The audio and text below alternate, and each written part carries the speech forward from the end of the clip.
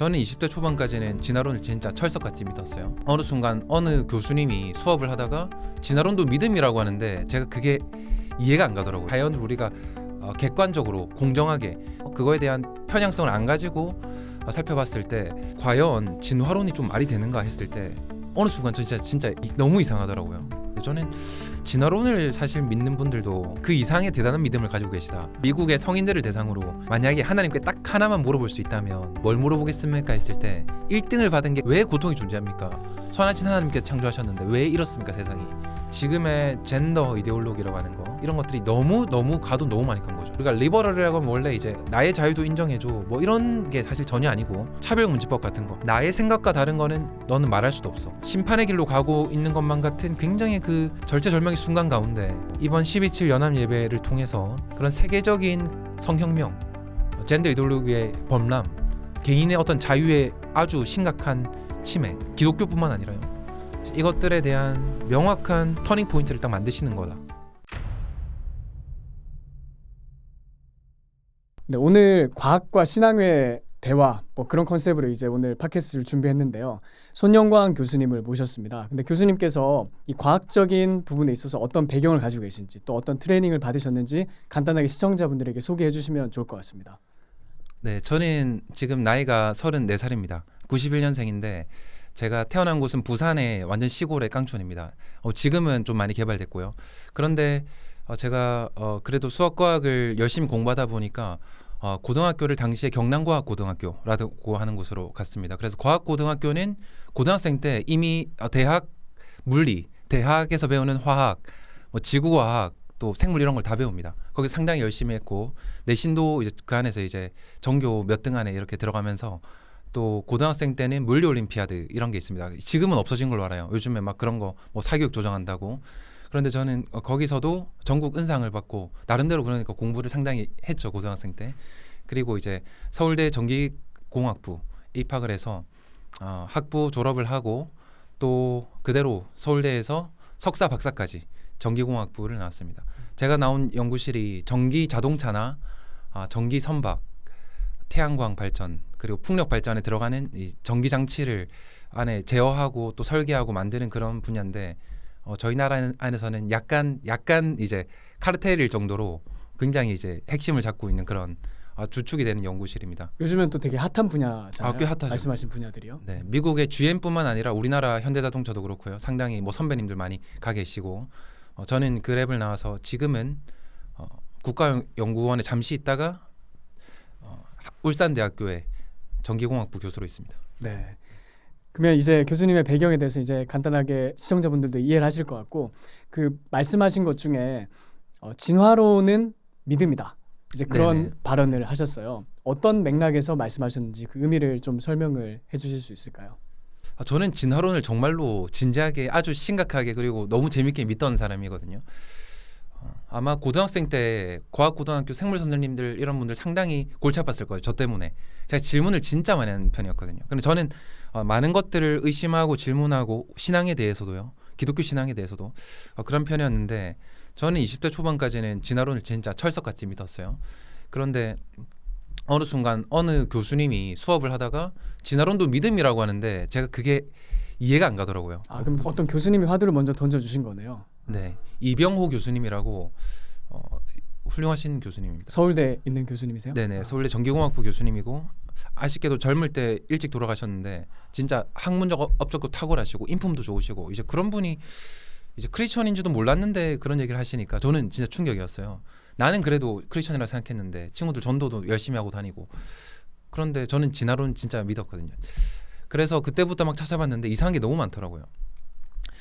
대표적으로 우리가 대진화 뭐 이런 얘기를 하는데 아주 제가 쉬운 예를 들어드리면 체외수정이 지금 포유류로 지나면서 엄마 뱃속에서 아기를 품게 됐다는 거잖아요. 이거에 대한 증거를 찾아보니까 없는 거예요. 그러니까 지금 바깥에서 애를 열심히 막 알 수만 개 뿌리고 낳다가 지금 자궁에서 들어와서 태반 이런 걸 통해서 엄마랑 이렇게 에너지를 교환하면서 이게 낳게 됐다는 거잖아요. 근데 이게 돌연변이를 통해서 안으로 들어올 수 있다는 게 일단 제가 진짜 진지하게 생각해 보니까 이해가 잘 안 가고요. 진짜로 상상이 불가능하고 그거에 대한 이론도 가설이라도 있는가 찾아보니까 가설도 제대로 된 게 없어요. 이런 게 너무 많아요. 하나의 예시일 뿐입니다. 혹시 작가님도 뭔가 바깥에서 애 낳다가 이게 알이 안쪽으로 들어왔다는 게 혹시 메커니즘이 그게 돌연변이로 가능할 거라고 상상이 가시나요? 사실 저는 그 부분에 대해서 의문을 가져본 적은 없었거든요. 근데 이제 진화론에 대해서는 좀 근본적인 퀘스천은 있었죠. 뭐 네. 예를 들어서 근본 그러니까 말 그대로 문자 그대로 근본적인 부분에 대한 설명을 제공해주지 못하니까 거기에 대해서는 좀 의심을 많이 하고 있었거든요. 예를 들어서 뭐 앞으로 교수님하고 얘기를 나누겠지만 뭐 우주의 근원이라든지 아니면 네네네. 인간의 어떤 진짜 종의 근원 그 네. 뭐 찰스 다윈이 그런 글을 쓰긴 했지만 그 사람도 거기 종의 기원이라는 책에서 생명의 기원에 대해서 명쾌한 이론을 내놓지 않았잖아요. 네네네네. 그러니까 라이프가 언제 처음 시작했는지.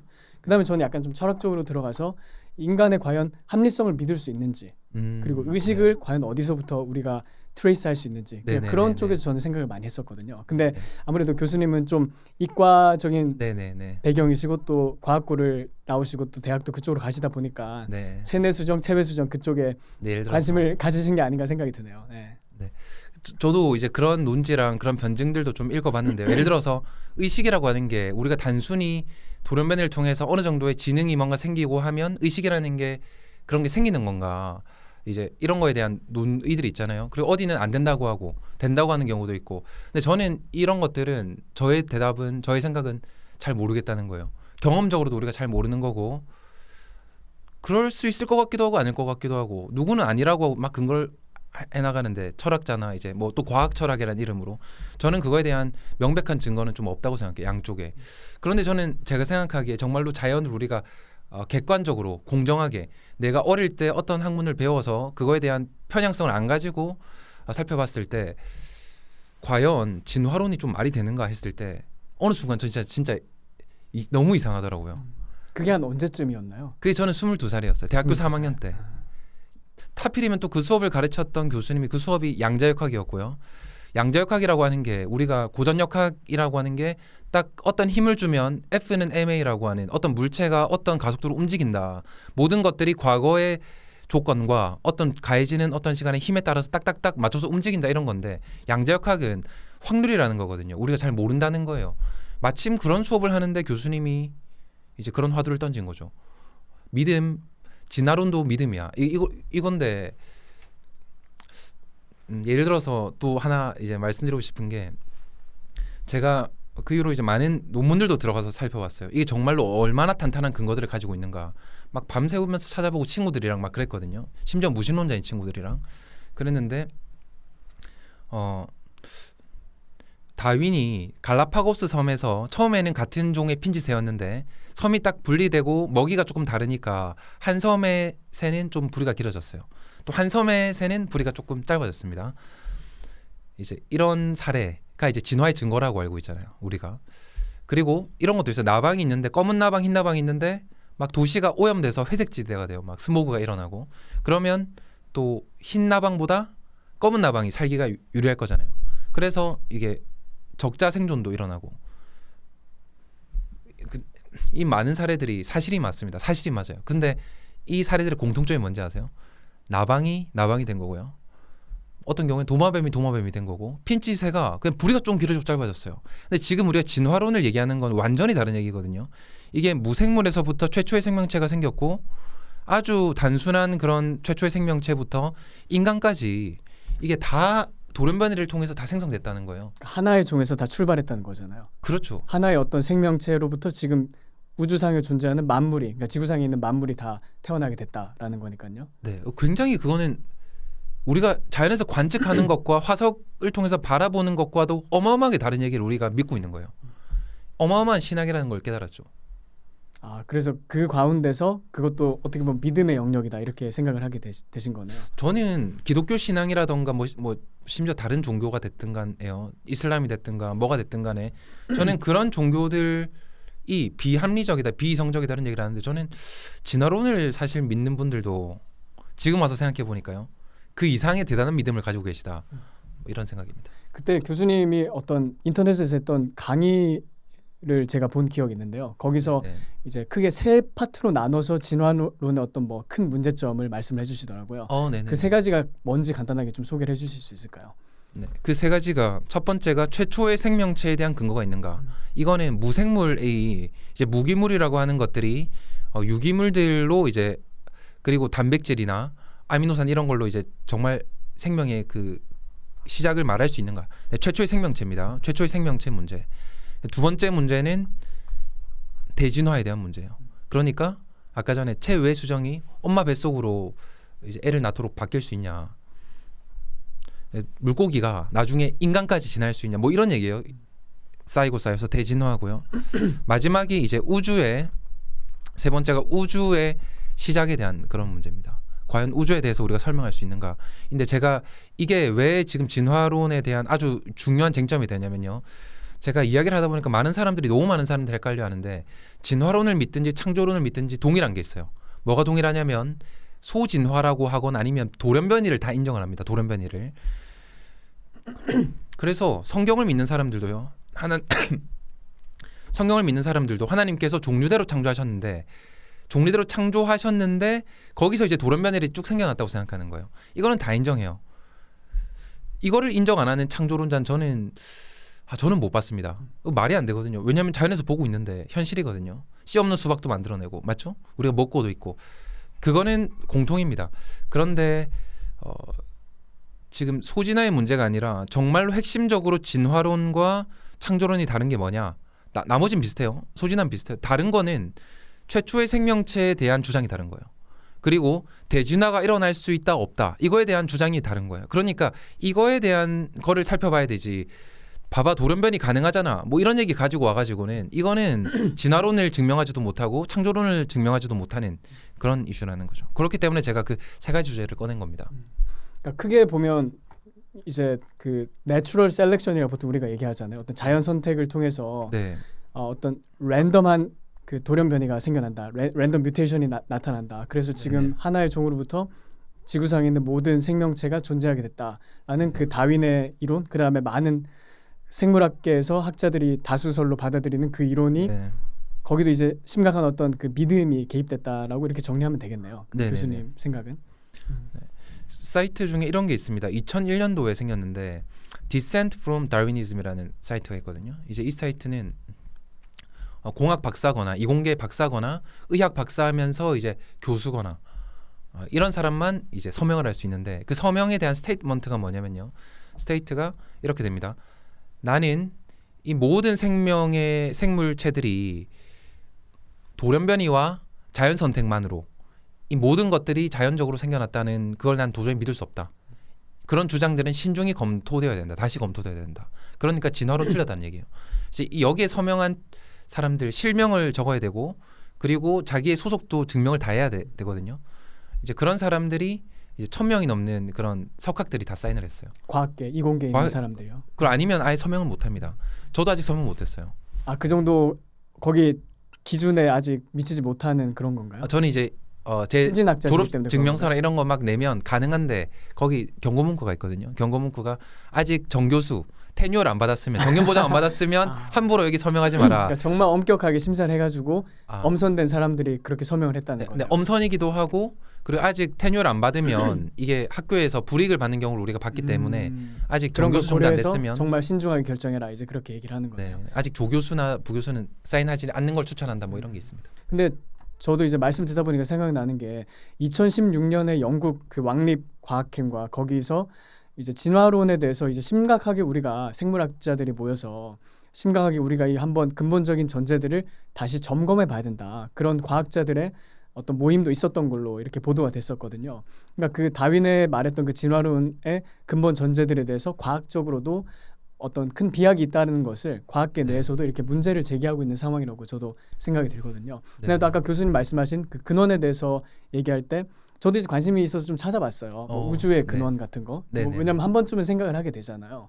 근데 그 니얼 드제너러스 타이슨이라는 그 천체 물리학자가 있거든요. 미국에서 뭐 방송에도 많이 출연하고 그 일반 책도 많이 쓰고 한 사람이에요. 근데 네. 그 사람이 그 피어스 모건이라는 영국 방송인 채널에 나와서 대화를 하는데 이제 물어보더라고요. 피어스 모건이 네. 우주 근원이 뭐냐고. 그러니까 빅뱅이 때문에 모든 게 생겨났다고 당신들이 얘기하는데 그 빅뱅 이전에는 뭐가 있었나요? 물어보니까 네.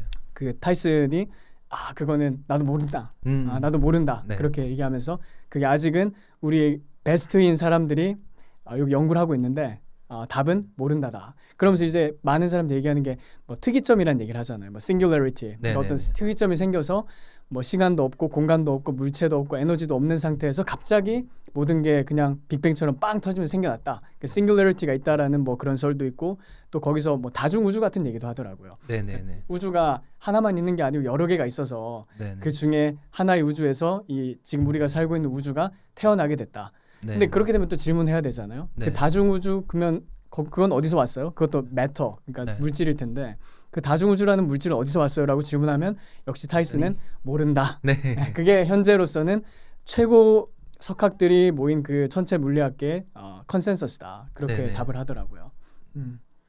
저도 그 우주의 시작에 대해서 좀 관심을 가지고 있고 저도 이제 초등학생 때부터 동화 사이언스 막 이런 잡지를 굉장히 열심히 읽었거든요. 거의 다 읽었어요.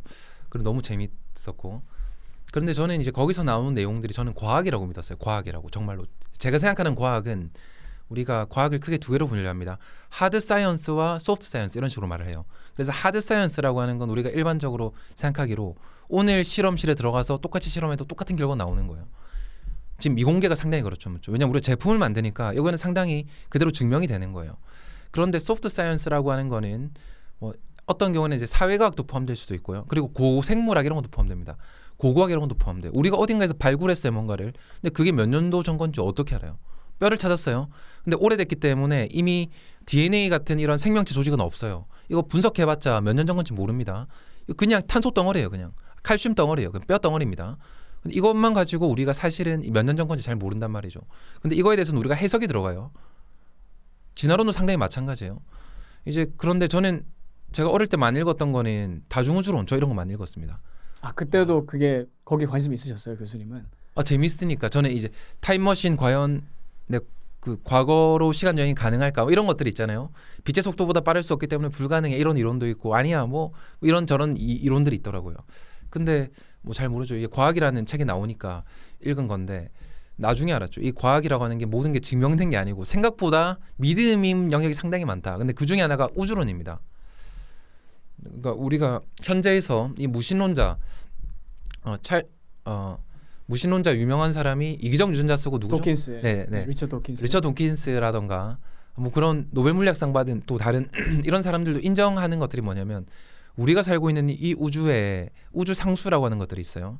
이 우주 상수, 뭐 중력 상수가 됐든지 인간이 정한 게 아니라 우리가 그 이 우주에 딱 타고 태어나고 보니까 관측해 보니까 딱 숫자가 정해져 있어요. 중성자 질량도 딱 정해져 있잖아요. 이제 이런 것들 인간이 개발한 게 아니라 이미 정해져 있는 값입니다. 발견했을 뿐이에요. 그런데 이런 것들이 너무 정교하게 설계된 것만 같아가지고 이 수치가 조금만 달라도 이 우주에 태양의 핵 융합 현상이 없다든가 생명체 없어요. 그러면 또 다른 것 때문에 물이라는 분자가 존재할 수 없다든가 물이 없으면 또 이 지구 같은 시스템 없습니다. 너무 신기하게 딱 이 우주가 설계된 것 같은 거예요. 미세조정 우주라고 합니다. 우리가 이런 것들을. 근데 이렇게 하니까 이제 골치가 아픈 거죠. 이 우주가 단 하나밖에 없는데 도대체 어쩌다가 이렇게 운 좋은 우주가 생겼냐? 설계자가 있는 건가? 근데 만약에 설계자를 인정하기 싫잖아요.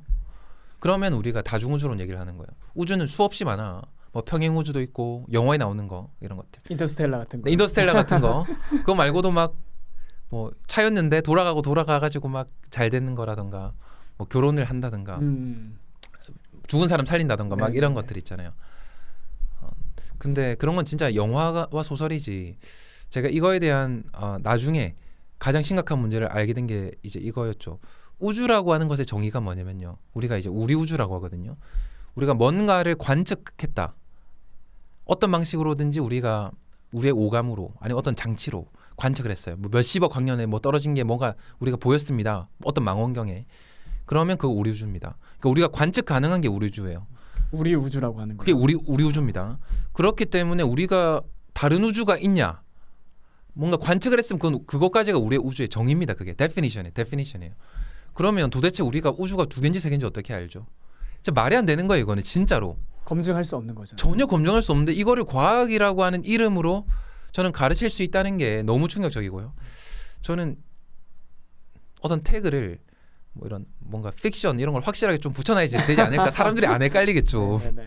그런 생각입니다. 보통 이제 창조론이라고 하면 그 기본 뭐 거긴 당연히 이제 믿음이 개입되는 거죠. 왜냐하면 하나님의 존재가 있다, 신의 존재가 있다. 그래서 그 지적인 신의 존재가 또 의지를 가지고 우리 인류와 또 우주와 지구를 창조했다. 뭐 이렇게 설명할 수 있을 것 같은데요. 그러면 교수님께서 뭐 이 진화론은 믿음의 산물이다. 그 챕터를 약간 이 정리하고 넘어가는 차원에서 네. 진화론자들은 그럼 어떤 믿음을 가지고 있다고 생각하시나요? 그 진화론자들이 믿는 그 믿음의 코어가 뭐라고 생각하시나요?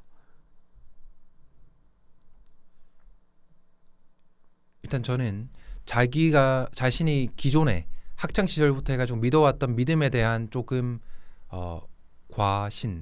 과하게 믿는 이제 원래 모든 사람이 기존에 자기가 믿어왔던 믿음을 바꾸는 게 쉽지가 않잖아요.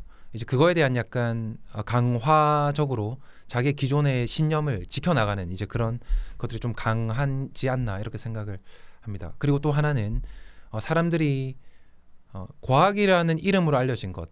제가 아까 전에 뭐 하드 사이언스, 소프트 사이언스 이런 얘기했잖아요. 과학이라고 하는 이름으로 알려진 것을 전부 다 하드 사이언스로 착각하는 거예요. 스스로도 약간 그 단어가 같은 과학이라는 단어니까 혼동이 오는 거예요. 어떻게 과학을 부정하냐. 저는 그런 것도 큰 것 같습니다. 저 하나의 사례만 또 말하고 싶은데요.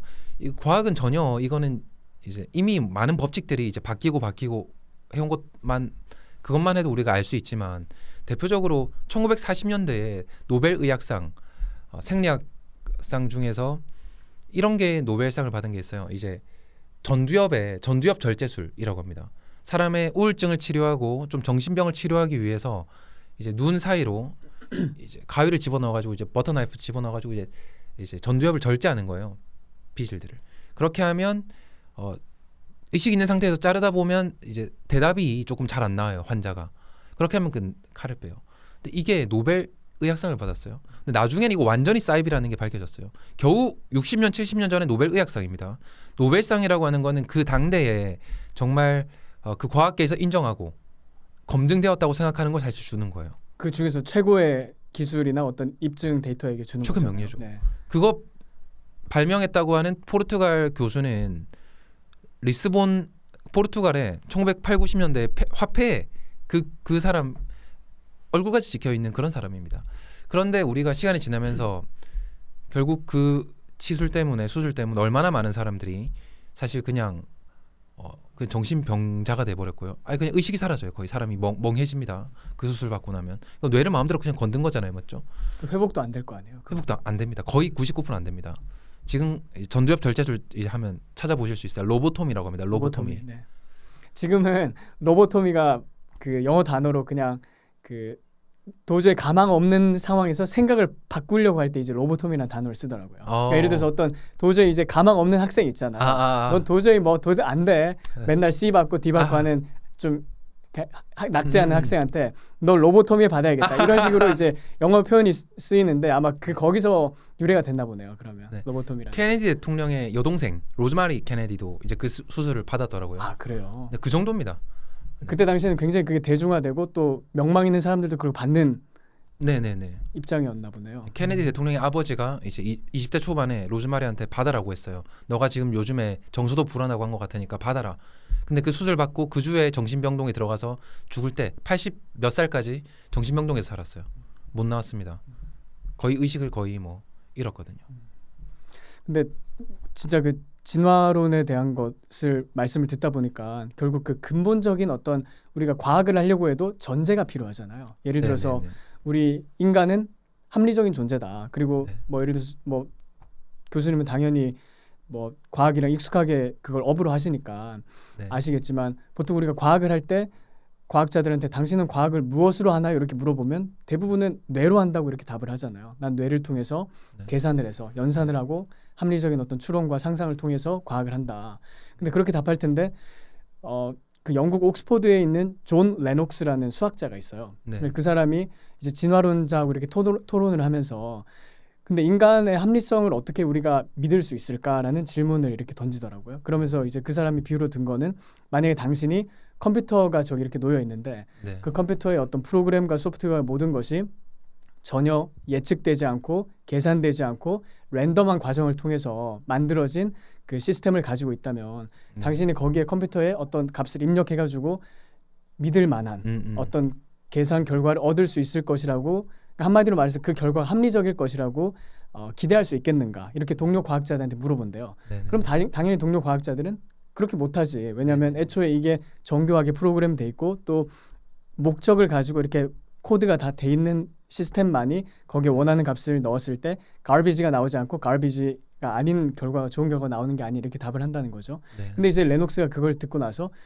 그럼 어떻게 당신은 진화를 통해서 랜덤한 과정으로 인간이 진화해서 지금 뇌와 이런 모든 사고 체계를 가지고 됐을 때 인간의 합리성이 진짜 합리적이라고 어떻게 믿을 수 있느냐, 이렇게 반문을 한다고 하더라고요. 네. 근데 저는 그게 굉장히 중요한 포인트라고 생각을 해요. 만약에 네네. 다윈이 말한 것처럼 또 교수님이 아까 설명하신 것처럼 랜덤한 그 변이를 통해서 인류가 진화했고 또 뭐 생물이 이렇게 만들어졌다면 그러니까 인간이 하는 그 합리성이라는 것도 사실 합리적이지 않을 수 있는 거잖아요. 그러니까 합리성이라는 전제 자체에 네. 기반이 무너지는 거기 때문에 네. 그 진화론에는 그런 어떤 자가 파괴적인 그런 메커니즘이 있지 않나 하는 생각 좀 들더라고요. 네. 저도 그것도 전 이거는 이제 증명할 수 없는 영역이긴 하잖아요. 그런데 저도 그것도 100%는 아니지만 이제 금방 하신 이것도 어떻게 랜덤한 프로세스로 이런 합리적이라고 우리가 믿을 수 있거나 합리적인 그런 쪽으로 이제 가냐. 저 이것도 좀 이야기가 좀 개인적으로 상당한 의심이 갑니다. 그렇죠. 네. 그러면 교수님께서는 이제 그 진화론에 대해서는 그런 입장을 가지고 계시고, 그러면 스스로를 창조론자라고 생각을 하시는 거죠. 네네. 어떻게든 창조론자라고. 창조론자. 네네. 그러면 창조론이 뭔지 좀 설명을 해주시죠. 그리고 또 가능하시다면 그 같이 논의되는 약간 사이드 주제 중에 지적 설계론이라는 것도 있잖아요. 영어로 네네네. 말하면 intellectual design이라는 네네네. 그 intelligence design인가, 하여튼 뭐 intellectual design인가, 하여튼 네. 그 ID 네네네. 그 이론이 있는데 지적 설계론. 네네. 그게 창조론과 어떤 뭐 차이가 있는지 혹시 아시는 범위 내에서 좀 말씀을 해주실 수 있을까요? 제가 20대 초중반 때 한참 찾아볼 때 있잖아요. 아까 말씀드렸다시피 진화론도 막 아니 이게 맞을 거야. 제가 아니 내가 어떻게 이거를 맞을 거야 이러면서 제가 막 열심히 논문까지 찾아보던 때가 20대 초반입니다.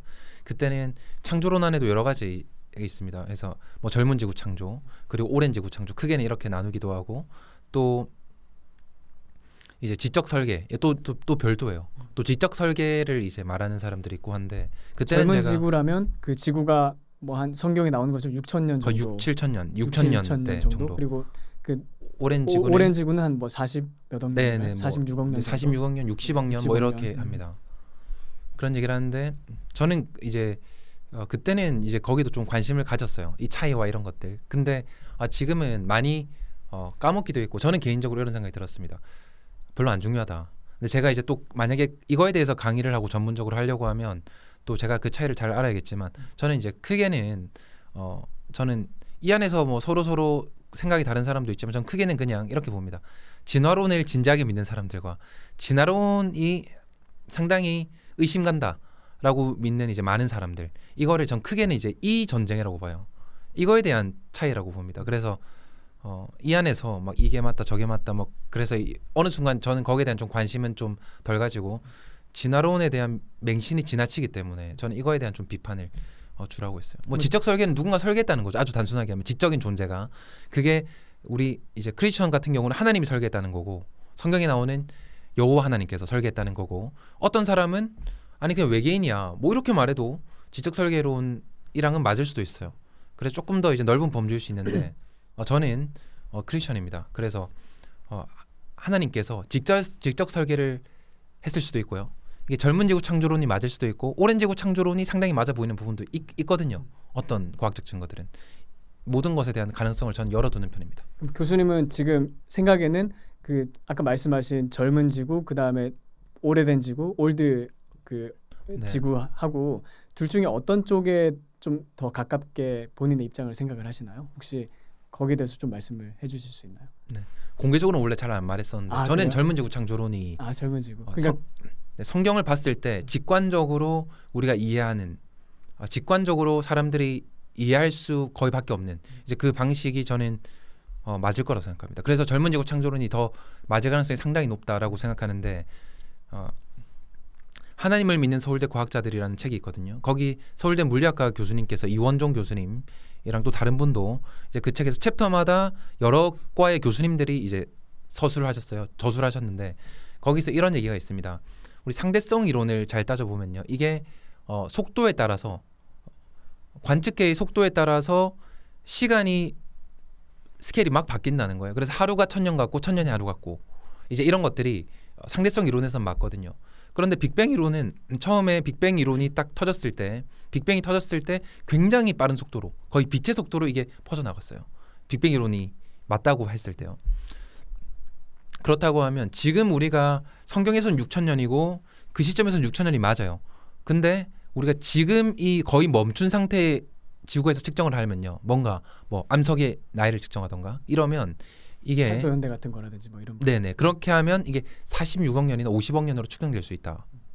그렇기 때문에 오랜 지구 창조론이나 젊은 지구 창조론이나 똑같다. 이렇게 말하는 창조론자들도 상당히 있거든요. 과학자들이 있습니다. 그런 식으로도 또 이해를 할 수 있겠네요. 사실 저는 좀 그렇게 이해하는 편입니다. 그래서 젊은 지구, 오랜 지구 책을 예전에 많이 읽어봤어요. 이 근거도 좀 그럴듯한데 저것도 그럴듯한데 근데 둘 다 그냥 좋아도 된다. 저는 그렇게 봅니다. 근데 저는 뭐 개인적으로 그 뭐 입장을 정하라면 저는 심정적으로는 그래도 그 오랜 지구에 좀 더 그 동의를 하는 편인데 왜냐하면 저도 이제 크리스천이에요. 뭐 다 아시겠지만 방송을 보는 분들은 기독교인이고 네. 하나님을 믿는데 이제 저는 창세기 1장의 1절하고 2절 사이에 좀 간격이 있지 않을까. 저는 그렇게 네. 해석을 하는 입장이거든요. 그래서 네네. 뭐 태초 하나님 천지를 창조하셨다 1장 1절 그 다음에 땅이 혼돈하고 공허하고 흑암 가운데 있으며 뭐 하나님이시는 수면 위에 운행하고 있었다. 그러니까 네네. 그 두 절이 뭐 절 사이에서는 이제 한 절밖에 차이가 안 나지만 그 중간에 네. 어떤 그 긴 시간의 공간이 있지 않을까. 저는 이제 그런 해석의 여지를 좀 열어놓고 성경을 봤던 그런 입장이었거든요. 네네. 근데 말씀하신 것처럼 이게 그렇게 본질은 아닌 것 같아요. 왜냐하면 사실 뭐 코페르니쿠스가 그 지동설을 네. 말하기 전에는 모든 교회나 사람들이 다 천동설을 그 믿었잖아요. 다 네. 이렇게 태양이 지구 주위로 돈다고 이렇게 생각을 했었는데 네. 그 코페르니쿠스가 기독교인이었는데도 한 뭐 1600년 뭐 이렇게 넘게 기독교인들이 그런 천동설을 믿으면서도 전혀 신앙에 문제가 없었잖아요. 그리고 살아가는데 그래서 네. 그 본질적인 문제는 아닌 것 같다는 생각도 확실히 들어요. 그게 그러니까 젊은 지구냐 뭐 늙은 지구냐 이게 네. 나이가 얼마냐 뭐 네. 아니, 이렇게 하고 싸우는 게 큰 의미는 없다는 생각은 들어요. 거기에 대해서. 그리고 인간으로서 우리가 아주 한정된 시간과 공간에 살아가는 우리가 인간으로서 사실 과거에 대해서 명확하게 말할 수가 없어요. 과거에 대한 명확한 증거는 없습니다. 사실 우리가 타임머신이 불가능하다고 하는 아주 중요한 그 근거 중에 하나가 뭐냐면 우리가 빛의 속도보다 더 빨라야 빛의 속도를 넘어서야 우리가 과거로 돌아갈 수 있다는 거예요. 근데 상대성 이론에 의해서 빛보다 빠를 수가 없거든요. 이제 그러면 아주 특수한 어떤 이론가와 이제 그런 주장들, 뭐 블랙홀과 뭐 이런 얘기 제외하고 화이트홀 이런 얘기 제외하고 빛의 속도보다 우리가 빠를 수가 없는데 과거를 명확하게 볼 수가 없어요. 우리가 그러면 아까 전에 제가 고광 얘기했잖아요. 이 암석의 나이가 몇 년인 것 같은데 이런 얘기하잖아요. 사실 그거 명확하게 모르는 거예요. 그래서 과학적으로 엄밀하지 않거든요. 저는 이제 그런 것들이 믿음의 영역이라고 보고 그렇게 생각합니다. 그 최근에 이제 그 안창호 전 대법관이 네. 국가인권위원장 그 청문회를 하면서 네. 그분이 창조론을 믿는 것 때문에 논란이 많이 됐었잖아요. 네, 뭐 언론에서도 많이 보도가 되고 했었는데 그것 때문에 욕을 많이 먹었어요. 네, 어떻게 국가인권위원회를 관할하는 수장이 저런 네. 몰상식한 사람일 수가 있느냐, 무지성한 사람일 수 있느냐. 네. 근데 그게 뭐 이번 안창호 전 대법관이 그런 케이스를 통해서 나타나긴 했지만 과거에도 그런 비슷한 사례가 꽤 있었잖아요. 네, 박성진 장관 후보도 사임했죠. 그때 결국. 문재인 정권이었죠. 맞습니다. 그 사람이. 예. 그러니까 그런 식으로 창조론을 믿는 사람은 마치 몰지성하고 이 사람은 완전 비합리적인 사람이고 네. 공직에 절대 가서는 안 되는 사람인 것처럼 이렇게 프레임이 씌워지는 것 같아요. 네, 네. 거기에 대해서 그 이유가 뭐라고 생각하시나요, 교수님께서는? 저는 하나는 우리 사회가 우리가 종교가 우리 국교가 없다고 하는데 하나가 우리 이제 교육에 의해서 우리나라에 사실 국교가 뭐로 만들어져 왔냐면 저는 무신론, 네, 무신론으로 우리 국민들의 어떤 사고 체계가 상당히 자리 잡혀 있다. 이제 그런 생각을 명시돼 하고. 있지는 않지만 그게 그렇죠. 사실상 국교로 기능하고 있다는 거네요. 네, 교육을 그렇게 시키니까 저도 그래요. 저도 사실 이신론자였습니다. 그러니까 20대 초반까지만 해도 하나님께서 누군가를 창조했어. 그런데 개입하지 않으셔. 자연적으로만 모든 것들 자연주의로만 설명해야 되는 거죠. 그렇게 하면 하나님이 절대 개입할 수 없거든요. 기적도 없거든요. 예수님 기적도 이적도 없어요, 사실. 아무것도 없어요. 그러면 하나님 그냥 만들어 놓고 째깍째깍 굴러가는 거예요. 이제 저는 이제 그런 걸 믿었는데 심지어 저도 목사 아들입니다. 목사님 아들이고 나름대로 열심히 교회 다닌다는 사람도 이렇게 생각할 정도면 사실 뭐 거의 그런 거죠. 교회 다녀봤자 사실 자연주의라는 그런 함정에 빠져 있거든요. 그러다 보니까 이제 많은 사람들이 자기 종교랑 다른 것을 관용하지 못하고 지금 국교가 사실상 무신론으로 가고 있다. 그거 하나 통계로도 정확하게 나옵니다. 최근에 목회 데이터 연구소에서 나온 통계 보시면요. 지금 20대 중에 난 종교가 없다. 이게 뭐 70%가 넘나? 뭐 그렇습니다. 종교의 이제 무신론으로 가는데 더해서 사람들이 종교의 자유에 대한 개념이 없어요. 종교의 자유, 표현의 자유, 미국으로 치면 이제 수정헌법 1조 전에 묻죠. 그런데 저는 물론 이공계 쪽이지만 지금 이거는 이제 이공계랑 직접적으로 관련 있는 건 아니죠. 그런데 사람들이 자기의 믿음 체계가 아주 과학적이라고 착각하고 있고요. 첫 번째. 그리고 나의 신념 체계와 다른 것을 받아들이지 못하는 굉장히 어떤 면에서 독선적이고 우리가 어떤 성경적으로 생각하자면 약간 교만하다고 볼 수 있어요. 내가 무조건 맞는 거예요. 이제 그런데 상당히 빠져 있다. 그래서 인권도 내가 생각하는 인권만 딱 맞아요.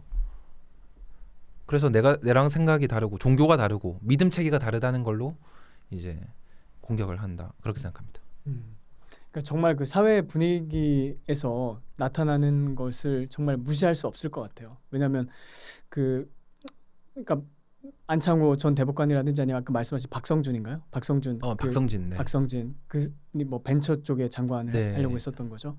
근데 그때도 뭐 창조론을 믿는다는 이유만으로 바로 낙마가 되고 여론이 막 그냥 댓글 같은 거를 통해서 테러가 사실상 된 거니까요. 근데 미국 같은 케이스를 보면 일단 신앙에 대해서 뭐 다양한 생각을 가진 것에 대한 이 포용하는 문화가 있다라는 생각이 확실히 들어요. 요즘에는 좀 막 그렇죠. 요즘에는 네. 좀 많이 그게 퇴색되긴 했죠. 그래도 전반적인 사회 분위기 차원에서 한국보다 훨씬 낫잖아요. 네네. 그러니까 그렇게 뭐 신앙에 대해서 고백을 하기도 하고 나는 창조론을 믿습니다 이런 말을 하기도 하고 그러니까 거기에 대해서 한국보다는 분위기가 훨씬 더 완화된 느낌이 있는데 근데 그런 말씀하신 표현의 자유나 종교의 자유 영역에서도 지금 우리나라가 좀 가야 될 길이 많이 멀다는 생각이 많이 들어요. 확실히. 네. 네, 그런 생각입니다. 만약에 진짜 차별금지법이 존재해야 된다면 사실 이런 것들에는 필요한 거죠. 그리고 어쩌면 차별금지법이라는 이름도 필요 없어요. 그냥 헌법에 적혀 있잖아요, 이미. 근데 결국에는 말씀하신 그 유신론 또는 네. 이제 하나님을 성경에 말한 하나님을 믿는 것 그러니까 거기서 아까 교수님 말씀하신 거를 이렇게 종합해 보면 유신론까지는 갈 수 있을 것 같아요. 그러니까 인간의 이성을 이용해서 내가 합리적으로 추론하고 사고해도 분명히 진화론에도 그 허점이 많이 있잖아요. 그리고 네네. 믿음이 개입돼야지 그 이론이 완성이 되는 거니까 거기도 믿음의 영역이 있고 또 그 반대쪽에 있는 그 어떤 뭐 지적인 설계자가 있다는 그쪽에서도 결국에는 근원을 말할 때는 뭔가 그런 게 있을 것 같다라는 결론을 얻을 수 있을 것 같아요. 근데 거기서 이제 과연 그 존재가 성경에서 말하는 하나님인가 네. 아닌가 거기까지 또 한 단계 더 나아가는 건 이제 개인마다 좀 차이가 있지 않나 생각이 드네요. 네, 네, 맞습니다. 네. 개인적인 체험도 있을 수 있을 그렇죠. 것 같고요. 그리고 역사를 또 공부해 보는 것도 또 중요할 것 같다는 생각입니다. 어떻게 역사가 도움이 될까요? 하나는 이제 다른 종교라고 하는 이제 큰 종교들이 있죠. 유교라던가 뭐 불교라던가 제대로 보면 우리나라가 원래는 이제 불교가 상당히 이제 흥왕했었는데 뭐 고타마 시타르타 이제 이렇게도 나는 내세를 모른다 스스로 이렇게 사실 말했거든요. 그렇죠? 소승불교잖아요. 그래서 막상 불교를 창시한 사람은 내세를 모른다고 하는데 근데 굉장히 이제 훌륭한 사람은 맞을 수 있는데 성인일 수는 있는데 하지만 신은 아닌 거죠. 그리고 그 이제 0세기 1세기 예수님이 존재했다고 태어났다고 살았다고 하는 그 시대의 전후를 살펴보면 여러 가지 증거들이 있는데 거부하기 굉장히 어려운 정황상의 증거들도 많고 역사적인 증거들도 많습니다. 그래서 정말로 이 사람이 죽지 않았다, 부활하지 않았다, 이거에 대한 어마어마한 가설과 소설들 이런 거 많았지만 그런 게 진짜 그냥 처참히 깨질 정도로 압도적인 증거들, 문헌적인 증거들, 정황적인 증거들 너무 많아요. 조금만 공부해 보면 저는 좀 합리적인 생각을 한다고 하는 사람들은 있잖아요. 저는 100% 증명할 수 있는 건 아니지만 기독교로 갈 가능성 상당히 높다. 마음을 열어놓고 한번 팩트를 그렇죠. 그대로 한번 공부해봐라. 네, 그런 선입견을 말씀이네요. 빼고. 선입견을 빼고요. 네. 혹시 교수님께서는 이제 지금까지 이제 입장을 말씀해 주셨는데 그 생각이 그러니까 다시 말해서 자신이 틀릴 수 있다라는 생각은 해보셨나요? 네, 전 항상 저의 신앙에 대해서는 때때로 약해질 때도 있고 지금 제 신앙에 대해서 저는 확신을 합니다. 그런데 다른 저의 어떤 세부적인 내용, 저의 주장들, 저의 생각들 모든 것들이 틀릴 수 있다 이런 생각을 항상 하고 있어요. 그래서 아주 제가 100%다 이렇게 말하기 굉장히 어려운 것들 많죠. 네. 예를 들어서 아까 말씀하신 뭐 이게 젊은 지구냐, 뭐 오래된 지구냐 이런 디테일한 부분에 있어서는 약간 그것도 그렇습니다. 그것도 네. 포함해가지고요. 네. 네. 그러니까 이 질문을 제가 왜 들었냐면 그 무신론자들한테 이 질문을 하면 참 재밌는 답이 나오는 것 같더라고요. 예를 들어서 뭐 리차드 도킨스라든지 네. 그 신의 존재를 아주 강력하게 부인하는 사람들 있잖아요. 네. 그 사람들한테 이제 질문을 하는 거죠. 당신은 뭐 하나님이 없고 뭐 신도 없고 내세도 없고 천국도 없고 지옥도 없고 모든 게 다 없다라고 하고 이제 인간은 그냥 물질일 뿐이라고 얘기를 하는데 네. 당신이 결국 어떤 진실의 순간을 맞이했을 때 당신이 맞기를 맞았으면 좋겠냐 아니면 틀렸으면 좋겠냐 이렇게 물어본대요. 네. 네네. 그러면 되게 재밌는 답변이 나온다고 하더라고요. 왜냐하면 어떤 쪽으로 답을 해도 좀 애매하잖아요. 네네. 자신이 말이 맞다면 네. 그냥 어차피 뭐 그렇죠. 허무하게 그냥 이제 그렇게 되는 그친 거고. 근데 틀리다면 또 뭐 이제 본인이 틀린 거고. 다른 이제 뭐 또 삶이 펼쳐지는 거고 그러니까. 근데 아까 교수님 말씀하신 것처럼 항상 겸손의 마인드가 참 필요하지 않나 생각이 드네요. 말씀을 듣다 보니까요. 그러니까 나도 언젠가는 이런 뭐 가지고 있는 지식에 대해서 잘못될 수 있겠구나. 또 틀릴 수도 있겠구나. 그런 마음을 오픈하고 한번 좀 리서치를 해보는 게 중요하지 않겠나 하는 생각이 드네요. 네. 네네. 저희 좀 제가 중요하게 생각하는 거 하나를 좀 말씀드리면 어쩌다 제가 이런 생각을 하게 된지는 잘 모르겠지만 대학교를 딱 입학을 하고 처음 에세이를 쓰는데 대학 국어 시간에 그거를 제가 익명으로 인터넷에서 이제 마녀 사냥하는 거 이거에 대한 비판하는 이제 내용을 제가 썼습니다. 그래서 이제 실명을 쓸 곳에서는 실명을 쓸 수 있게 하든가 전 그게 이제 맞는지는 잘 모르겠어요. 나름대로 제가 19살 때 조금 허접할 수 있지만 이제 논거를 써가지고 주장문을 썼어요. 그리고 나서 타진요 사건 아시죠? 네, 타블로 네. 해서 뭐 학력 위조다 막 이런 거에 대한 확신을 가지고 사람들이 막 한 경우도 있었고 혹시 롤이라는 게임 해보셨나요? 한두 안 번만 해보셨죠? 해봤어요. 예, 진지하게 빠지진 않았어요. 저는 보는 거를 좀 해봤었는데 그 헬퍼라고 컴퓨터가 대신해가지고 막 때려주고 스킬을 막 실시간으로 사람이 동체 시력으로 막 반응하기 전에 막 엄청나게 빨리 막 공격해주고 타겟팅해주고 이런 스킬을 쓴다는 걸 이제 헬퍼라는 게 있었어요. 난리가 났었어요. 전 세계적으로. 근데 어떤 이제 피지컬이 굉장히 좋고 잘하는 사람을 당시에 캬하하라는 사람이 있었어요. 캬하라는. 근데 그게 왜 난리가 났어요? 헬퍼라는 게요? 그게 정직하게 게임을 사람들이 챌린저가 되고 싶고 막 마스터가 되고 싶고 막 승급을 하고 싶은데 이제 높이 있는 사람들 상당수가 사실은 다 사기 프로그램을 써가지고 나보다 저 위에 올라가 있다. 이거에 대한 스팅을 분노. 했다는 게 드러난 거네요. 네, 그리고 그거를 이제 관리하는 운영진에 대한 또 분노, 막 이런 것들이 있었던 건데 이제 유명한 하나의 이제 어떤 스트리머가 헬퍼라는 소문이 퍼졌어요. 그래서 헬퍼라고 가가지고 어마어마하게 욕하는 세력 더하기 심지어 프로게이머들까지 동조해가지고 이 사람을 헬퍼라고 비난하고 어떤 사람은 조금 아닌 것 같다라는 입장도 있었어요. 근데 저랑 굉장히 친한 친구가 전 똑똑하다고 생각하는 친구인데 지금도 친한 친구예요. 근데 이 친구가 걔 헬퍼 맞다면서 진짜 나쁜 놈이라고 막 인터넷에서도 막 이제 비난 댓글도 쓰고 이러는 거예요. 근데 제가 그래서 우연히 좀 관심을 가지고 좀 살펴봤어요. 근데 제가 보기에는 헬퍼라는 증거는 아닌 것 같은 거예요. 우리가 일종의 무죄 추정의 원칙 이런 거 있잖아요. 그래서 이거 가지고 이거를 확신을 가지고 이런 사람을 매도할 수 있다고, 이 사람을 인생을 끝낼 수 있다고, 거의 이 사람이 자살로 몰고 우리가 갈 정도로 이렇게 할 수 있다고? 저는 납득이 좀 어렵더라고요. 근데 나중에 결국 그것도 이제 헬퍼가 아닌 것 같다라는 의견이 결국 몇 년이 지나서 주류가 되긴 했는데, 그동안 이 사람 엄청나게 상처 입었죠. 그리고 말하기 조금 조심스럽지만 저는 탄핵 때도 이제 그런 느낌을 받았어요. 이제 박근혜 대통령 탄핵 사건이 발생했는데, 아니 우리가 사실과 거짓에 대해서, 진화론도 진화론인데요, 이것도 사회적인 어떤 현상에 대해서도 이걸 정말로 탄핵시키고 이제 그럴 만한 근거들, 무슨 뭐 세월호의 무슨 음모들 막 이런 것들을 진짜 이해하기 너무 어렵더라고요. 몇 시간 동안 뭘 했냐 이런 것들이요. 네네네네. 심지어 꽤 극단적인 것 같지만 뭐 인신공양처럼 했네.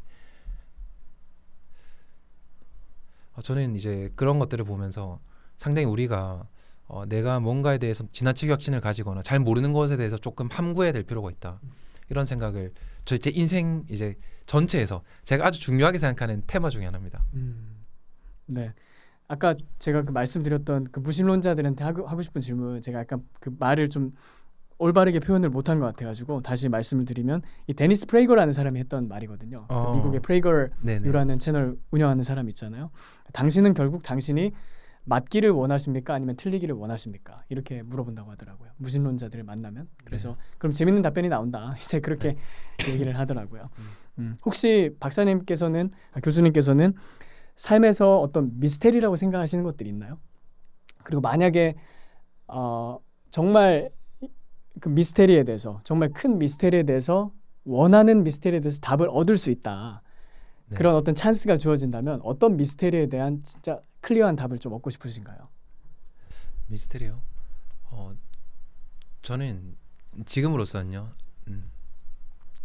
현실을 살아가는 게 정신이 없고 그 안에서 제가 생각하는 어떤, 이게 기독교인은 콜링이라고 하잖아요, 사명이라고 하잖아요.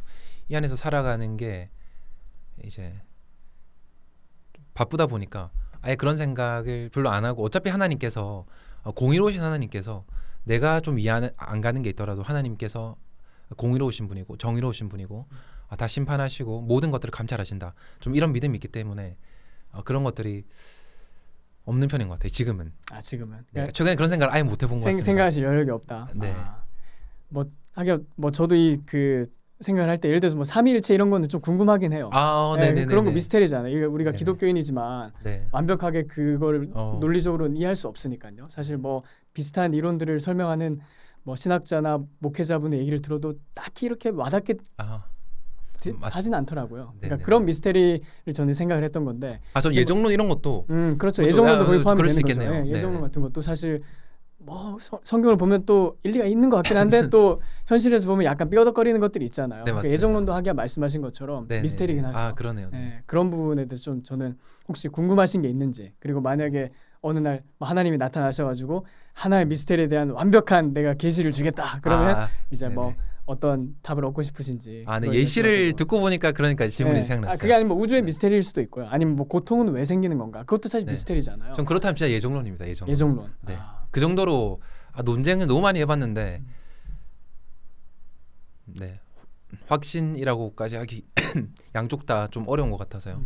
그렇습니다. 근데 말이 나와서, 그러면 사실 교수님 말씀하신 그 어떤 물질적인 세계에 대한 설명, 그러니까 진화론의 허구성, 거기도 분명히 허구성이 있다라는 것을 말씀하시는 부분이라든지, 또는 유신론적인 관점도 그렇게 비과학적인 건 아니라는 뭐 설명, 이런 것에 대해서 이제 클리어하게 뭐 리서치를 해보고 또 답을 얻을 수 있을 것 같아요. 근데 사실 우리가 인간으로서 굉장히 또 복잡한 측면이 있잖아요. 예를 들어서 잠깐 말이 나왔지만 고통의 문제라든지, 인생에서 발생하는 그 비극의 문제, 정말 이해할 수 없는 그런 그 사건 사고들, 뭐 전쟁의 문제, 그런 거에 대해서는 교수님 그러면 왜 지구상에 그런 문제가 있다고 생각을 하시나요? 우리가 이제 변증에 대한 책을 보면 리즈닝 이쪽에서 이런 것들, 아폴로제틱 이런 데서 이쪽 꽤. 그래서 그런 변증을 보면 이거에 대한 이제 우리가 할 수 있는 대답들은 사실 너무 많고 상당히 합리적이고 이해가 가고 끄덕여지고 감동이 되는 이제 그런 내용들이 이미 많고요. 또 제가 이제 그런 것들 보다가 재밌는 게, 미국에서 바나나 리서치인가 하는 이제 여론조사도 가는 곳이 있더라고요. 이제 여기서 미국의 성인들을 대상으로 이제 만약에 하나님께 딱 하나만 물어볼 수 있다면 답을 얻을 수 있다고 뭘 물어보겠습니까 했을 때 1등을 받은 게 그거예요. 고통에 왜 고통이 존재합니까? 선하신 하나님께서 창조하셨는데 왜 이렇습니까 세상이? 왜 있다고입니까? 약간 이런 거거든요. 이거에 대해서 네, 저도 너무 재밌고 그거에 대해서 많이 살펴봤고 저는 이제 충분한 답을 얻었어요. 뭐예요? 뭐, 교수님께서 뭐, 얻으신 답이? 아주 많은데 그 중에 하나는 하나님께서는 우리를 이제 자유 로봇으로 창조한 게 아니라 그러니까 F는 M이라는 법칙에 의해서 시간이 지나면 딱딱딱딱 그래 너는 구원이야 딱딱딱딱 너는 그래 너는 지옥이야 딱딱딱딱 너는 어차피 교수가 될 운명이야 뭐 이런 게 아니라 자유의지를 줬다는 거죠. 그래서 스스로 하나님을 찬양하는 그 존재로 이제 그렇게 창조했다는 건데 그러는 이상 자유의지가 존재하는 이상 사실 죄를 하나님께서 죄에 대한 가능성 죄를 선택할 수 있는 가능성을 같이 창조하셨다는 거죠. 불가피하다는 거예요. 로봇가 아닌 이상 우리가 동그란 네모를 만들 수가 없잖아요. 그거는 자기 모순이잖아요. 신은 전지전능하지만 자기 모순일 수는 없다는 거죠. 그러니까 그 죄를 선택한 거는 하나님이 아니라 죄의 가능성을 불가피하게 어떤 면에서 만드신 거지. 그걸 선택한 거는 인간이고 그거에 대한 보응이 됐던가 이제 그걸로 이제 또 이런 고통도 있다. 에 대해서 저는 충분히 말이 되는 하나의 논리라고 철학적으로도 그렇고요. 논리적으로 생각하고 그 외에도 고통을 통해서 하나님께서 우리에게 알게 하시는 것도 분명히 많다고 생각하는 게 그거에 대해서도 인정할 수밖에 없어요. 우리 자녀도 저도 이제 애가 지금 4살 2살이거든요. 너무 사랑하는데 따끔하게 혼내요. 안 하면 큰일 나는 거 아니까. 평생 동안 얼마나 스스로 괴로울지 이런 것들을 아니까 이제 따끔하게 고통을 때로는 주기도 하는 거죠. 그러니까 그 자유의지라는 것을 부여받으면서 불가피하게 나타난 일들이라고 이렇게 이해하면 되겠네요. 교수님께서 생각하시는 것들은. 네네. 네. 근데 저도 거기에 굉장히 동의가 많이 돼요. 그 만약에 진짜 인간에게 뭐 로봇처럼 그렇게 프로그래밍된 존재라면 죄나 어떤 고통의 문제도 확연하게 줄어들겠지만 그 반대로 어떤 순기능적인 것들도 완전 축소가 되는 거잖아요. 그리고 네네. 진정성 같은 것도 없어지는 것이고 네. 표현이라든지 이런 것도 사실상 감정의 그 범위가 거의 없어지는 거나 마찬가지일 테니까요. 네. 교수님 말씀해 주셨는데 결혼을 언제 하셨나요? 왜냐하면 요즘 한국 남자들은 결혼을 또 좀 늦게 하는 트렌드잖아요. 그래서 최근에 보면 뭐 한국 남성들 중에 뭐 보통 한 34살, 35살, 뭐 네. 36에도 결코 막 늦은 것처럼 안 느껴지는 그런 사회를 우리가 살아가고 있는데 교수님은 결혼을 언제 하셨죠? 저는 박사과정 중에 26살에 했고요. 만으로 26살이었고 아내 24살. 대학교 졸업하자마자 간호사 1년 차 할 때 간호사 월급이 있더라고요. 그러면 너 다른 가능성 생각해? 나 말고 다른 남자 생각해? 가능성 다른 혹시 더 좋은 남자가 나타날까 생각하는 거야. 저 스스로도 내가 과연 지금 내가 사랑하는 여자친구 이제 아내가 되길 바랐는데 내가 다른 가능성을 생각하지 않고 있거든요. 100%. 저는 이제 그렇게 믿고 또 그렇게 신실하고 싶었어요. 제 여자친구한테. 그러면 결혼 안 할 이유가 뭐가 있지? 저는 결혼 안 할 이유를 못 찾겠더라고요. 아니 어차피 나중에 같이 살 거고 지금도 식비 다 들어가고 지금도 저도 기숙사 월세 들어가고 아내도 월세 들어가고 하는데 서울에서 그러면 같이 살지. 아직 당장 자녀는 안 갔더라도 왜 결혼을 안 하지? 약간 서로에 대한 확신이 없는 건가? 사실 다른 가능성을 생각하는 건가? 저는 오히려 결혼 안 할 이유를 못 찾았어요. 그래서 아내를 진짜 이제 지지고 볶아가지고 결혼을 했습니다. 연애를 얼마나 하셨나요? 연애 한 1년 반 한 1년 것 반. 같아요. 그래도 그렇게 짧은 건 아니었네요. 네. 근데 그 전에 또 알고 지낸 기간이 상당히 오래돼요. 그래도 한국에서 지금 뭐 남성뿐만 아니라 여성분들도 결혼 연령이 점점 늦춰지고 있고 또 결혼 그 자체에 대해서 근본적으로 이 회의를 느끼거나 아니면 의문을 갖는 사람들이 꽤 많아지고 있잖아요. 그거 꼭 해야 돼? 진짜 해야 되나? 그리고 하려면 진짜 그렇게 일찍 하는 게 좋은 건가? 뭐 이런 다양한 의문을 가지고 있는 분들이 있는데 유경험자로서 교수님은 어떤 좀 말씀을 해주고 싶으신가요? 저는 아주 이거 개인적인 이야기는 저는 제가 제 아내를 너무 좋아했거든요. 몇 년 동안 사실 따라다니고 몇 번 차이고 막 이랬어요. 처음부터 이렇게 순조롭게 된 건 아닌가 봐요. 네. 그리고 이제 혼자 좋아하다 보니까 몇 년 동안은 이제 이렇게 혼자만 좋아하고 있었거든요. 아내가 다른 사람 좋아하는 것도 알고 있던 때도 있었고 길게. 그런데 제가 스스로 아는 게 제가 이 이제 연애 스테이터스에 대해서 결혼 스테이터스에 대해서 제가 확실하지가 않으니까 제 삶이 상당히 어떤 면에서 비효율적이고 상당히 많이 흔들리고 감정에 동요되고 그렇다는 걸 제가 많이 느꼈어요 스스로. 그래서 이게 좋지 않구나. 나한테는 적어도 좋지 않구나. 어떤 사람들은 모르겠어요. 굉장히 열심히 살면서도 20대 30대 잘 보내는 사람 쉬지 않고 있는지 모르겠지만 저는 그렇지가 않다는 걸 좀 느껴서 굉장히 열심히 할 땐 하는데 또 상당히 우울증과 우울함과 이런 것 빠져 있는 때도 있었어요. 저는 그게 좀 반복이더라고요. 왔다 갔다. 나는 배우자가 필요하다. 저는 이런 것도 좀 있었습니다. 정말 난 좀 확실해야겠다. 우리의 관계가 확실해야겠다.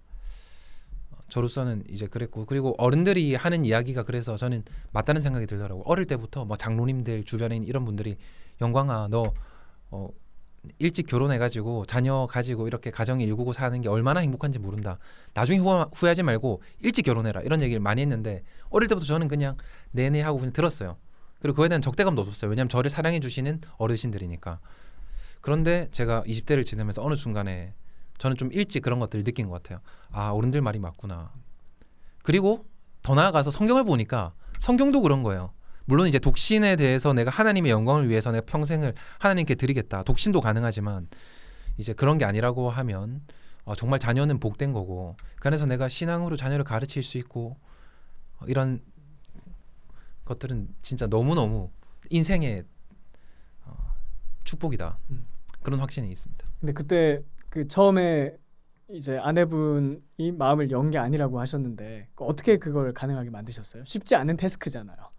그 마음을 결국 얻어낸다는 거. 특별히 요즘 같은 때는 뭐 한두 번 이렇게 네. 거절 당하면 남성들 입장에서는 아무리 뭐 남자가 먼저 그 무브를 해야 된다고 하지만 네. 몇 번 이렇게 호감을 표현했다가 거절당하거나 아니면 상대방에서 시큰둥하면 그냥 돌아서는 경우가 많잖아요. 근데 네. 교수님은 어떻게 결국에는 그 네. 사랑을 이루시고 또 결혼까지 하셨는지 네. 그 어떤 계기나 어떤 뭐 방법이 있으셨나요? 네, 신앙적인 거 빼고 그냥 일반적인 언어로 말하겠습니다. 신앙적인 거면 하나님 은혜로 이제 네, 그렇죠. 다 되신 거 하나님께서 하셨습니다. 뭐 이렇게 할 수 우리가 있겠죠. 제가 확률이라던가 이런 걸로 이제 따져봤을 때는 운동도 이제 잘 보여야 되잖아요. 운동도 열심히 했고 제가 자기 개발도 나름대로 열심히 하려고 노력을 했고 근데 그것 때문에 됐는지는 잘 모르겠어요. 이제 그런데 이제 여러 가지 노력도 했고 안 될 거야. 이건 안 되겠다. 이제 포기에 가까운 데도 진짜 많았어요.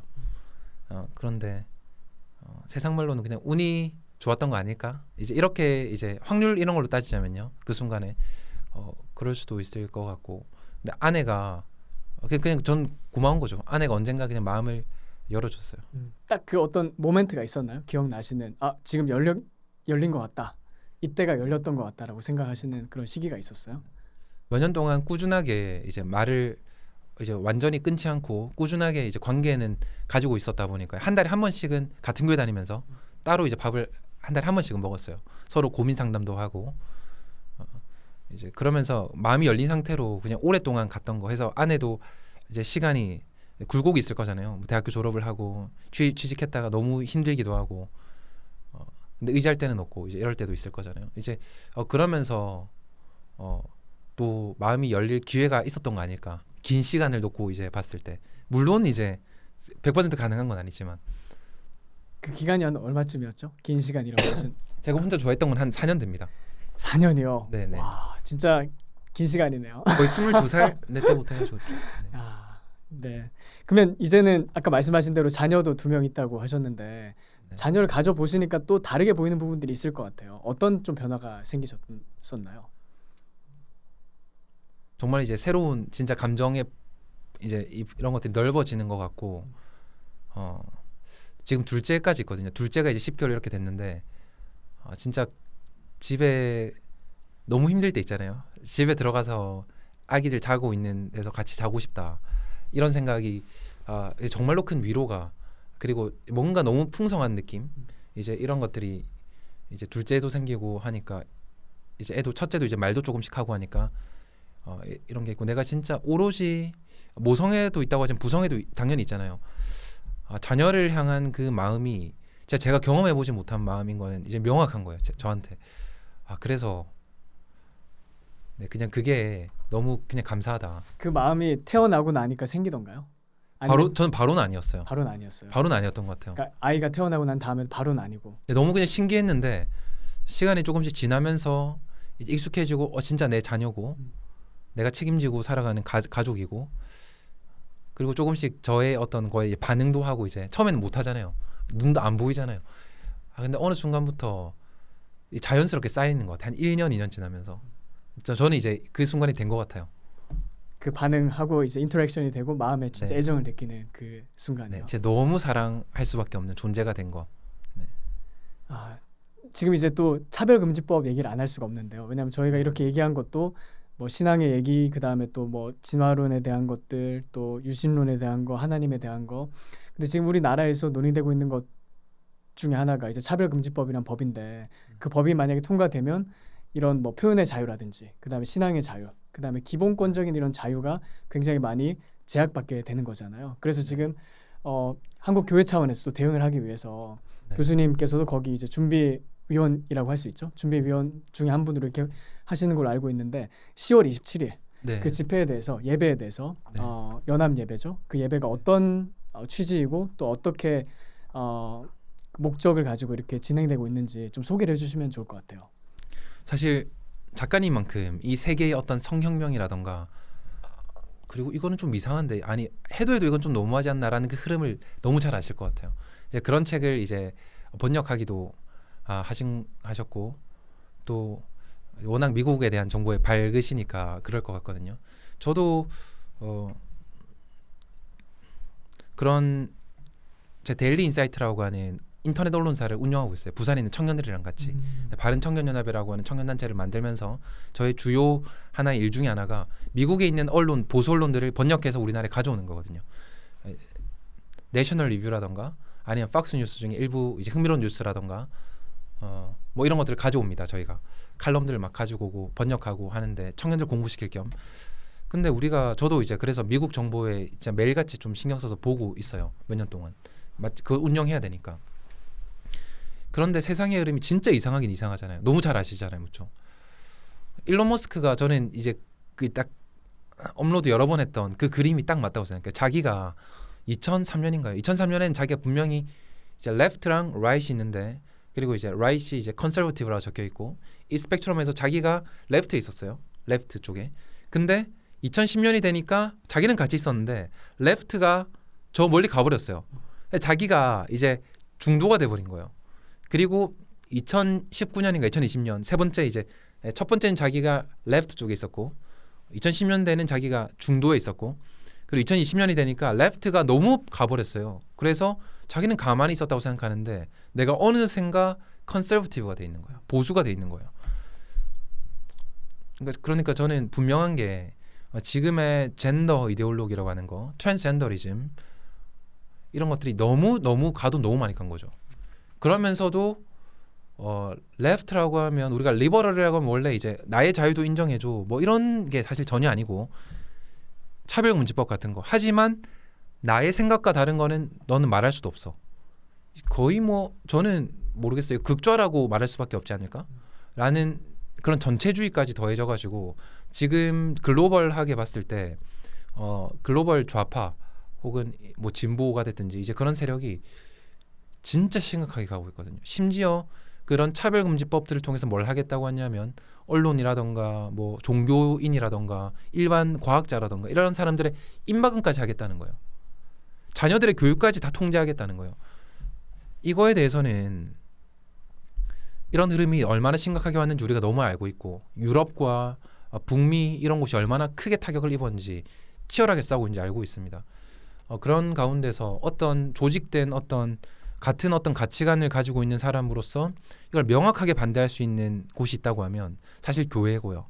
교회 안에서도 전 세계 흐름을 봤을 때 지금 한국 교회가 아니고서는 이거를 정말로 크게 막아설 수 있는 그런 교회가 있는가, 그런 나라가 있는가라고 했을 때 찾아보기 쉽지 않은 것 같습니다. 그래서 이게 어떤 역사적인 흐름을 생각해 봤을 때 정말 심각한 진짜 소돔과 고모라의 그런 길로 가고 있는 것만 같은 심판의 길로 가고 있는 것만 같은 굉장히 그 절체절명의 순간 가운데 어쩌면 하나님께서 이번 12.7 연합 예배를 통해서 그런 세계적인 글로벌한 성혁명, 젠더 이데올로기의 범람, 개인의 어떤 자유의 아주 심각한 침해, 기독교뿐만 아니라요. 이것들에 대한 명확한 터닝 포인트를 딱 만드시는 거다. 저는 이제 이렇게 믿고, 너무 기적이잖아요. 어떻게 지금 한국 교회 역사에 이런 일이 없었는데 이렇게 짧게 준비했는데 그 주요 그 교단 모든 총회에서 지금 이거를 결의하고 개교회가 다 참여하는 건 아니지만 적어도 우리는 이걸 장려한다. 우린 전격적으로 참여한다. 이런 결의가 났다는 것 자체가 진짜로 너무 감사한 일이다. 이렇게 생각하고 있습니다. 혹시 그 연합 예배를 통해서 기대하시는 어떤 그 결과물이 있을까요? 어떤 뭐 구체적인 결과물이라고 할 수도 있고 아니면 기대하시는 어떤 뭐 생각이라고 할 수도 있고요. 네. 사법적으로도 지금 이 차별금지법, 입법 사법 관련해서도 이런 것들이 넘어가지 않도록 하는 그런 효과도 분명히 있을 거다. 그리고 이게 저는 연합 예배를 지금 열심히 준비하고 있는 분들이 전 준비위원이라고 하지만 저는 발언권 이런 건 굉장히 적습니다. 그냥 들어가만 있어요. 그렇지만 이게 기대하는 거, 또 안에서 이제 기도하고 많은 사람들이 바라는 것은 이게 어마어마한 회개의 예배가 될 거다. 회개 예배. 회개 예배. 그래서 정말로 하나님이 대한민국이라는 땅도 들여다보시고 살펴보시고 그리고 택한 민족으로 또 사용하시는 그리고 복음을 이제 일으키시는 그런 예배로 쓰실 거다. 그 이유는 사실 잘 모르겠어요. 어떻게 쓰실지. 하지만 하나님께서 이 예배를 정말 받으시고 또 하나님의 사람들을 세워 나가실 거다. 이런 일들을 통해서 그런 기대를 하고 있습니다. 결국에는 그 포커스가 집회라기보단 예배 개념이라고 봐야겠네요. 네네. 예배죠. 연합 예배. 네네. 한국 교회 같은 그 취지를 공유하는 분들이 전격적으로 참여하는 그 예배. 네, 어떤 사람들은 이걸 집회라고 말하고 싶은 사람들이 있는 것 같아요. 그러니까 이거 약간 정치적이지 않냐라고 하는데 저는 이제 이거에 대한 구분을 명확하게 하고 싶어요. 사람들이 정치적이냐, 너 정치적이냐고 할 때 모든 게 정치적이죠. 심지어 요즘에는 부모를 공경해야 된다. 이것도 정치적이잖아요. 맞죠? 그런 얘기를 함부로 하면 너 가부장적인 시스템 아래 뭐 세뇌된 거 아니냐 뭐 이런 식으로 얘기하는 사람들이 네. 있잖아요. 삐딱하게 보는 사람. 삐딱하게 보는 사람이죠. 왜 사람마다 생각이 다른 거예요. 그래서 심지어 이제 뭐 핸드폰이 뭐 폴더가 좋니 많이 뭐 물이 뭐 플라스틱이 어떻고 모든 게 정치적입니다. 그래서 너 정치적이야라고 했을 때 정치랑 뭐 어떻게든지 관련이 돼 있다. 이런 면에서 정치적이냐고 하면요. 모든 게 정치적이에요.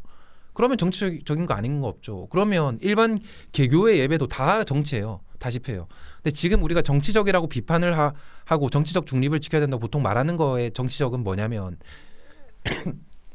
특정 정당을 그냥 무조건 지지한다던가 어떤 특정 정치인들을 지지한다던가 이런 것들은 우리가 정치적이라고 말하는 거예요. 그리고 이제 거기에서 그렇다면 우리가 정치적이라고 보통 하는 거죠. 근데 그렇지가 않잖아요. 우리는 정말로 그냥 기독교인들이 모이는데 기독교적인 가치관, 우리의 자녀의 교육과 우리의 신앙과 성경으로 돌아가자 이런 내용이라고 하면 일부 사람들은 마음에 안 들어 할 수 있을지 몰라도 이거는 명백하게 정치적인 게 아닌 거예요. 이거는. 그래서 저는 그런 비판은 말이 안 된다고 생각을 하고 일부 비판하는 사람들이 있다는 걸 알고 있습니다. 근데 저는 이게 참 감사한 일이라 생각해요.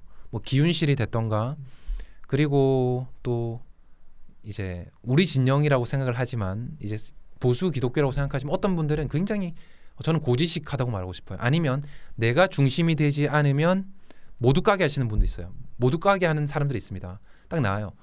어떻게 주일에 교회에서 예배 안 드리냐. 또 이렇게 나오는 사람 분명히 있고 알고 있습니다.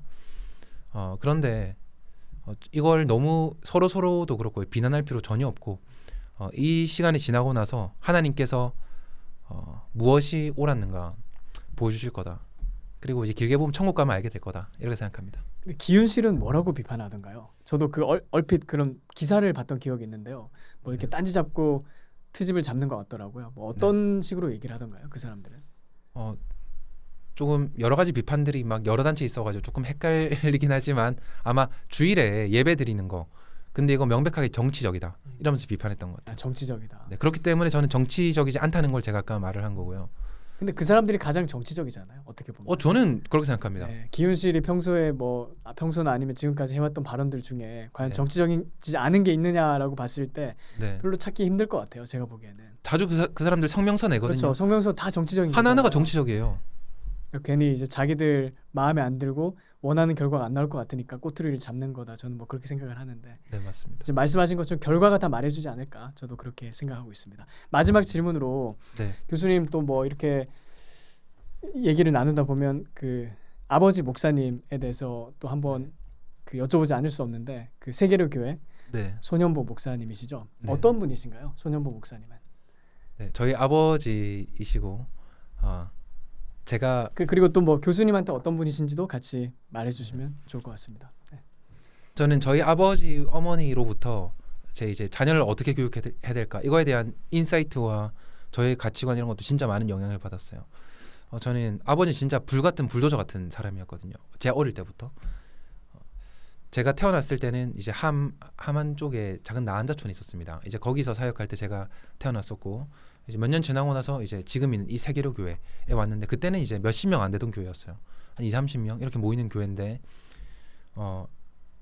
이 교회가 지금 한 5,000명, 6,000명 이렇게 되는 교회로 성장을 한 거거든요. 근데 그 과정에서 진짜 일종의 약간 불과 물의 조화라고 해야 될까요? 아버지는 진짜 불같이 그냥 무조건 밀고 나가는 스타일. 심지어 이제 어떤 집사님이 그러시면 저는 교회 안 나갈래요. 권사님 이러면 오지 마세요. 이러고 이제 됐습니다. 막 이러고 이제 엄마는 이제 찾아가가지고 어머니는 가서 막 신방해가지고 이런 뜻이 아니고 막 이러면서 하고 이런 것들 많이 봤는데 저는 아버지가 저를 위해서 시간을 많이 할애하지는 못해도 정말 하나님 앞에서 정말로 복음에 정말로 이제 올인하셨던 것들에 대해서 아버지가 저한테 시간을 할애하지 않아도 저는 항상 감사하는 마음을 가질 수밖에 없더라고요. 어머니도 마찬가지고 전도를 진짜 열심히 하는 저녁에 안 들어오거든요. 저 초등학생 때 기억나는 게 이제 만화 영화 보고 있으면 5시부터 막 만화 시즌 있잖아요. 아시죠? 5시부터 한 7, 8시까지 만화들 쫙 나오잖아요. 재밌는 것들 막 다감부터 쭉 나오는데 안 들어와서요. 부모님이 9시 돼야 전도 쫙 돌고 항상 9시가 들어오시는데 저희들끼리 막 놀고 있다가 근데 전 시간을 저랑 안 보내주는 거 이제 부모님이라던가 우리 집이 가난한 거 어릴 때 이제 이런 거에 대해서 저는 전혀 불만이 없었어요. 불만이 없었고 너무 감사하다. 그래서 저는 나중에 이제 지금도 감사하다는 생각을 많이 가지고 있고요. 그 가운데 교회에서 받은 사랑과 부모님께 받은 사랑 시간을 할애하지 못해도 느낄 수 있잖아요. 그런 것들이 너무 항상 감사한 마음. 저도 제 자녀에게 저도 이제 그렇게 생각하는 거예요. 지금 저도 그런 신앙을 물려주고 싶다. 내가 내 자녀와 아주 많은 시간을 보낸다고 그것도 참 귀한 일인데 근데 내가 하나님 나를 위해 살 수 있는 일이 있다고 하면 내가 이 사회와 교회를 위해 살 수 있는 헌신할 수 있는 일이 있다고 하면 그걸 정말 열심히 하고 그거를 자녀도 알 수 있을 거다. 내가 그냥 그렇게 살아야겠다. 그런 생각을 많이 하고 있습니다. 손영원 교수님 오늘 시간 내주셔서 감사합니다. 감사합니다. 작가님.